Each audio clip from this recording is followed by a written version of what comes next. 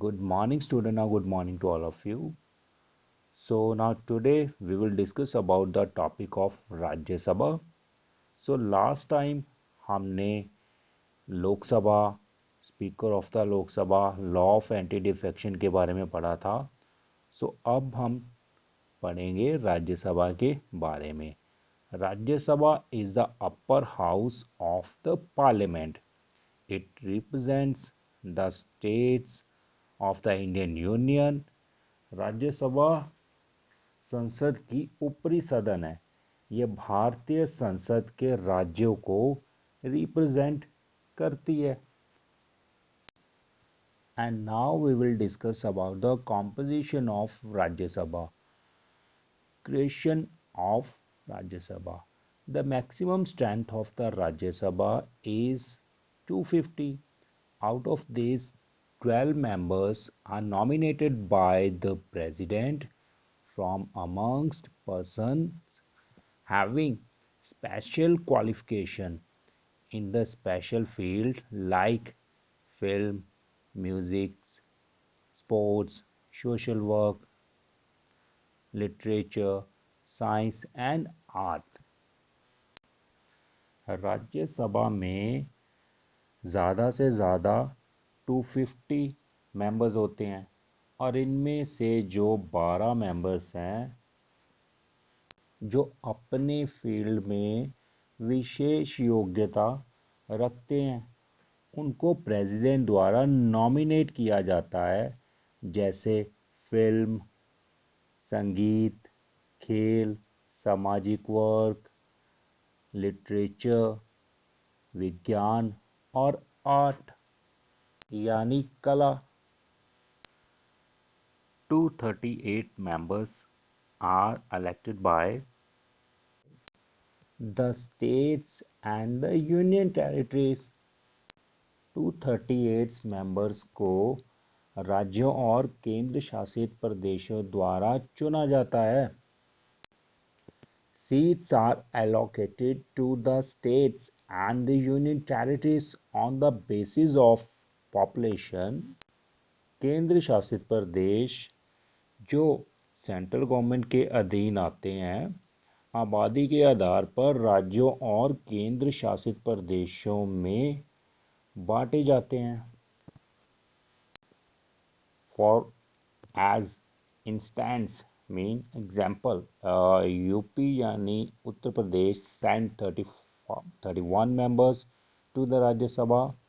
Punjab send only 7 members and Goa, Manipur, Meghalaya and Mizoram send 1 member each. Delhi sent 3 and Puducherry sends 1 to the Rajya Sabha. उदाहरण के लिए UP से 31 member को राज्यसभा में भेजा जाता है. पंजाब और गोवा से सिर्फ 7 मेंबर्स को भेजा जाता है. मणिपुर, मेघालय और मिजोरम से एक एक मेंबर को राज्यसभा में भेजा जाता है और दिल्ली से 3 और पुडुचेरी से 1 मेंबर को राज्यसभा में भेजा जाता है. The members of the Rajya Sabha are elected by the elected members of the Legislative Assembly of each state.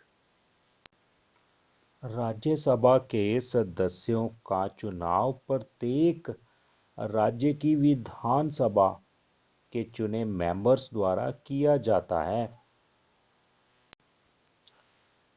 This is done on the basis of the system of proportional representation by means of single transferable vote. Proportional mean comparison. चलिए जानते हैं proportional representation है क्या और single transferable vote है क्या. Proportional representation is an electoral system in which seats won by parties and proportional to vote obtained. So proportional mean two things have same size.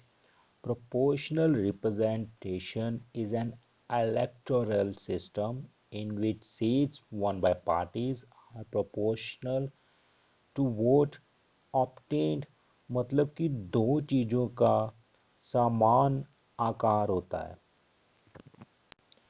Proportional representation एक चुनावी प्रणाली है जिसमें पार्टीज द्वारा जीती गई सीटें प्राप्त वोट के लिए एक जैसी होती हैं। Next is what is the single transferable vote transferable change? A single vote using a system where if your preferred candidate does not get enough votes to stay in the election, your vote can be given to your second choice of candidate। Mean to say single vote system के उपयोग में अगर आपके उम्मीदवार को चुनाव में रहने के लिए पर्याप्त वोट नहीं मिलते हैं तो आपका वोट उम्मीदवार की दूसरी पसंद को दिया जा सकता है। The representatives of the Union Territories shall be chosen in such manner as the Parliament may prescribe। The three representatives from Delhi and are elected by the members of the Legislative Assembly। Prescribed mean advised। केंद्र शासित प्रदेशों के प्रतिनिधि को representative को इस तरह चुना जाएगा जैसे कि संसद बता सकती है कि दिल्ली के 3 सदस्य रिप्रेजेंटेटिव विधानसभा के सदस्य द्वारा चुने जाते हैं।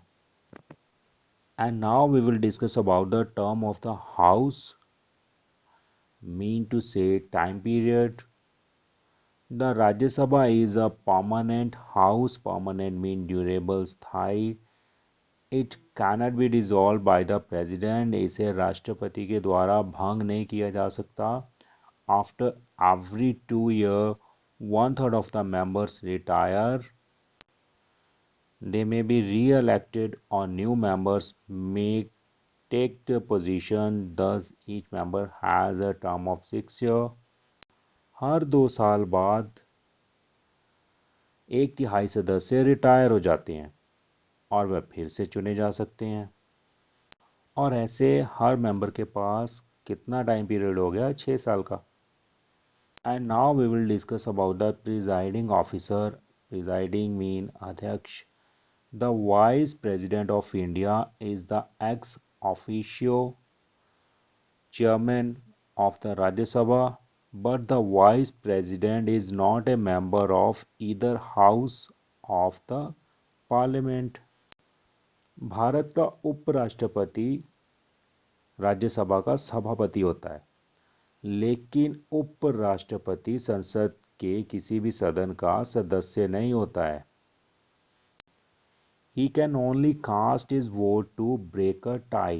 When the president acts as the president of India, he does not perform the duties of the office। जहां पर टाई हो गया है ना, ही वहां पर वह सिर्फ टाई तोड़ने के लिए अपने वोट का इस्तेमाल करता है, अपना वोट डाल सकता है। जब उपराष्ट्रपति भारत के राष्ट्रपति के रूप में काम करता है तो वह कार्यालय यानी कि ऑफिस के कर्तव्यों का पालन नहीं करता है। And now we will discuss about the chairman. Chairman सभापति। The member of the Rajya Sabha elect a deputy chairman from amongst themselves। He presides over the meeting of the house in the absence of the chairman। Rajya Sabha के member आपस में से ही deputy chairman को चुनते हैं। वह chairman की गैर हाजिरी में सदन की बैठकों की अध्यक्षता करता है। And now we will discuss about the qualification for membership. Rajya Sabha के मेंबर बनने के लिए क्या योग्यता होनी चाहिए? In order to get elected as a member of the Rajya Sabha, a candidate must possesses hold the following qualification. Rajya Sabha के सदस्य के रूप में चुने जाने के लिए एक उम्मीदवार एक कैंडिडेट में नीचे लिखी सारी योग्यताएं होनी चाहिए। Number 1, he she must be a citizen of India. पहले तो ज़रूरी ये है कि वह भारत का नागरिक होना चाहिए। And second, his her age must not be less than 30 year, और उसकी उम्र 30 साल से कम नहीं होनी चाहिए। He she must possesses such other qualification and prescribed fixed by the law of the parliament from time to time। उसमें ऐसी योग्यता होनी चाहिए जो संसद ने टाइम टू टाइम निर्धारित की हो। His name should be in the voter list, उसका नाम वोटर लिस्ट में भी होना चाहिए। And now we will discuss about the disqualification for membership. एक राज्यसभा के मेंबर बनने के लिए आप अयोग्य करार दिए जाते हो। क्यों करार दिए जाते हो, कैसे करार दिए जाते हो, क्या कारण बनते हैं, ठीक है ना। उसमें he she should not hold any office of profit under the union government or the state government।